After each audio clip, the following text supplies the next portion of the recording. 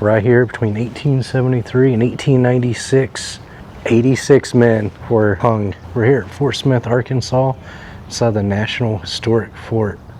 And this is not the original park rangers. In 1909, 1910, the city tore down the original gallows and burned it. But this is the original spot. He said that they found the footings and they rebuilt it exactly the way it was, exactly where it was. So if you just imagine, this right here is built to hang up to 12 men, but he said normally the most they would do is 6. You just imagine right here where we're standing, this trap door right here in the center. Just imagine the trap door dropping open and the body falling through. At one point in time, 86 bodies were put to death right here. And this wall is exactly where the old fort wall was. And he said back behind us, it's like 4 foot thick and 12 feet high. You can see how thick it is. This is where the old fort wall stood.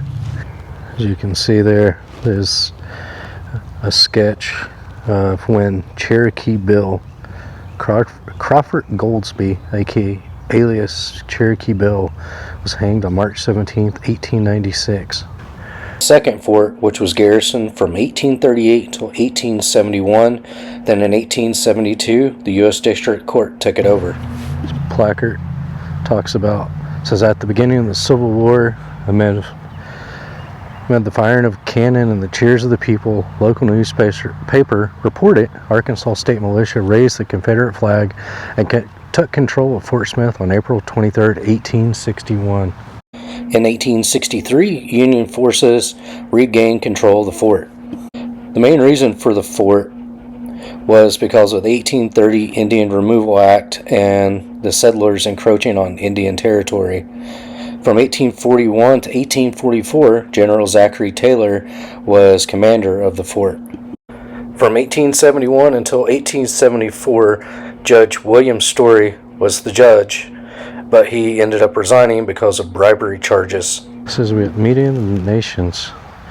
Fort Smith Council was held in this building in September of 1865 to establish relations following the Civil War. Delegates of 12 Indian nations met with President Andrew Johnson's representatives. Bitterly divided Indians had fought for both sides in the war, but the United States now treated them all as defeated enemies. Tribes were told their rights had been forfeited, their slaves must be freed, and their property could be confiscated. And this is Chief Allen Wainwright. This is Chief Allen Wright. He was the Fort Smith Council, the Choctaw chief. Allen Wright suggested the term Oklahoma, combining 2 Choctaw words to mean land of the red man. It was this council's most lasting result. Right here, where this concrete pad is where the guardhouse was. So right here, it was here from 1849 to 1871. Right here, you had your front porch. You would have walked in the door. Over here would have been the officers' room. Right here, you would have where the guards were. Back here, you would have had a large cell. And then go back out into the hallway, and here you would have 3 cells. This is the barracks, courthouse, and jail. So over here on the end, you would have the jail. Second floor is the courthouse, which was in 1891, and the first floor was the original barracks from 1851 to 1887. The first jail was down the bottom here in the basement. It was there in 1872, and then the second jail was there in 1888. Now here they've got some pictures. Here's the original barracks right there. And then 1880, we got the first jail right down there. And then 1888, they added on the second jail. Look at those windows. There's some huge windows. There we go. Going into the visitor center so we can check in. So right here we're going into the original jail. And here's the old jail. This would hold between 45 and over 100 prisoners sometimes. This is how they would sleep. It was open from 1872 until 1888 when the new prison was just a mat on the ground and an old wool blanket. Can you imagine how hot it would get down? It might stay kind of cool down here during the summer. This is where the guard would sit and watch them. But just imagine how hot it would get, or cold, I should say, during the winter. Cooking, little fireplace for cooking. Imagine just being down here. Right here would have been the urinals. Sit in the fireplace.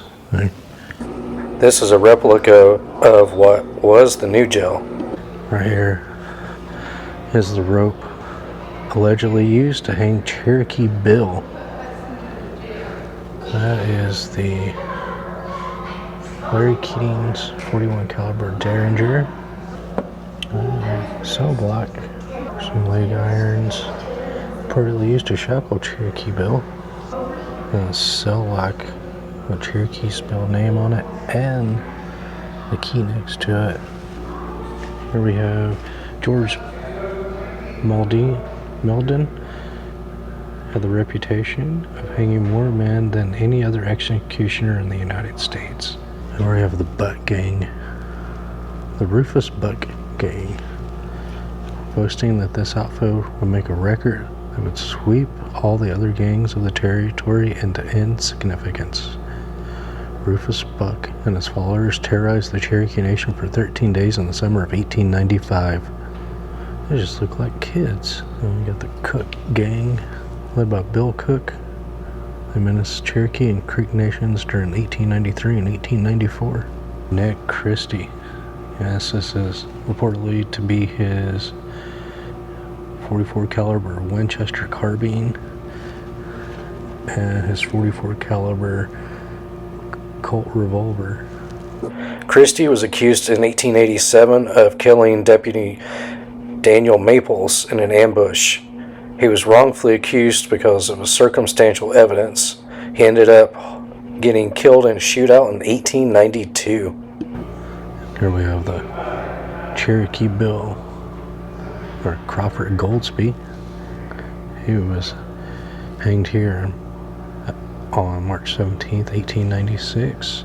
He was a horse thief, train robber, and a killer. This was a 36 caliber Colt cap and ball revolver, model 1862. Reportedly belonged to Nathaniel Reed, alias Texas Jack, right there. Here we have Rufus Cannon. He was a deputy during the 1890s, and he captured outlaws such as Henry Starr and Bill Dolan.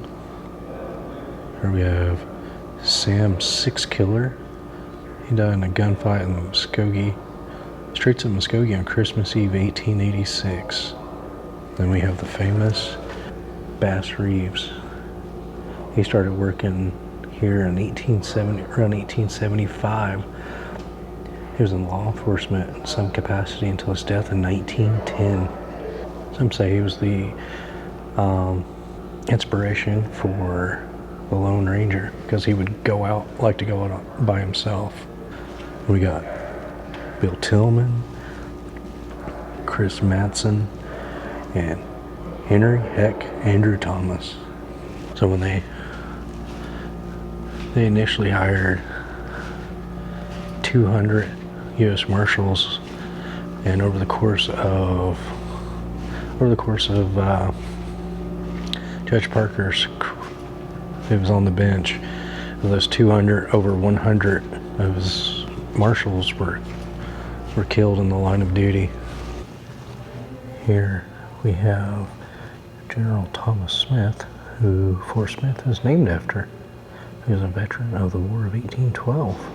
Uniforms from that era. The first post was here in 1817. Look at that cover. Look at that hat. I don't know what kind of hat that's called, but the thing is huge. Here we are coming into the courtroom. It was used between 1872 and 1890. And in fact, if you look, there's windows on the left side, right on both sides. I just realized that when that jail was here, there was no glass in there. So the jail is inside the building, right?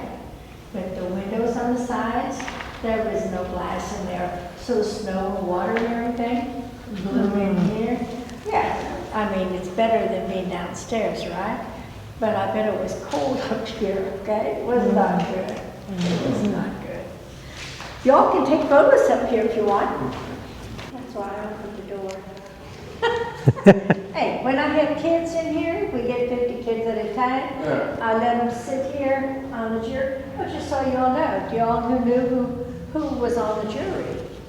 They were men, right? Sorry, they were men. They were U.S. citizens and they owned property. And when we have night court, which we do 2 nights a month, us women get to sit on here. Okay, just telling you, it's a blast. It's a lot of fun. So was this Judge Parker's? You can come on in. Oh, thank you. I'm here. Was this his original desk or? No, the chair is. Okay. We don't know what his desk looked like because he didn't come till about 1876. Okay. There was no photos taken. Okay. This is, I'm thinking the curators from Harper's Ferry actually said this is what the courtroom looked like in 1881 to 1883. Okay. There must have been a template that all courtrooms looked like. Don't know, but they said this is what it's going to look like because we had no idea. Ah, gotcha. So the chair, we know, is a facsimile of Judge Parker's because you can see it in the photo right here in 1890. So they built the new courthouse in 1891. Oh, yeah. And here's Judge Parker. Yeah. Here's his chair. See the desk? Yeah. Huge, right? Right. So we know this is what it looked like in 1891 from 1896. So the chair that's a fact. Here we have a picture of Cherokee Bill. After he was captured, he's 18 years old. And all these marshals. But he's not handcuffed. We're standing here at the commissary, and it's one of the most iconic buildings here in Fort Smith. It's a 2-story building sitting on a foundation in 1846. As you can see how the foundation is right there. Well, anyway, over the years, this served many purposes. It was a barracks for troops, federal court offices, a private residence, and the city's first museum of history. Let's go check out the inside of it. Man, so cool. 1846. Look how thick this is. These walls are. Here we go in to the commissary. 1972, the federal court converted the commissary into offices and living quarters. The most well-known residents to occupy the building were the Hammersleys from 1890 to 1896. While it was their home, they partitioned the first floor to accommodate their family of 6. Jacob was the court crier, while his daughter, Florence, was a deputy clerk managing paperwork for Judge Parker. Yeah, Judge Parker was here's the family. Jacob Hammersley, there's Florence, and then baby Hugh. Judge Parker was very progressive. Judge Parker was very progressive. He had a black bailiff. He had 2 women court clerks. He was all for women's suffrage, fighting for women's rights. Here we have potted beef. Let me zoom in on that. Does not sound good. There's some tomatoes. All sorts of stuff. The busy supply depot. For a bit, Fort Smith was a very important frontier post. It supplied the army fighting in the Mexican-American War from 1846 to 1848. And also during the gold rush, it led from here, they led pioneers, or the miners, to across Indian territory. They would escort them to California from here. We got some peas.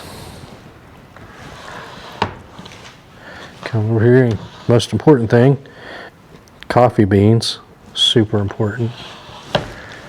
Army bread, is that hardtack, what they like to call it? Bet you this building could withstand some storms. That old bed, so tiny. Love the wood, the trunk at the end of the bed. That's really cool. So right here is where the officers' quarters would have been standing. And it ended up burning down, and they decided not to rebuild. This is what the officers' quarters would have looked like before it burned down. Pretty neat place here. Going inside and seeing where so much history has happened, been on this ground. You got Judge Parker's courthouse, the old jails, 2 different jails. One where a lot of infamous outlaws were once at in custody, like Cherokee Bill. Then we got the gallows over there, where 86 men were executed for their crimes. A lot of bad hombres. Oh, right here. What is the second? Where the second officer's quarters was. But yeah, a lot of history right here. Well, thank you guys so much for joining me on this. Join me here at Fort Smith National Historic Site here in Fort Smith, Arkansas. And if you guys enjoyed this, please hit that like and subscribe button to keep up with future videos. As always, keep exploring.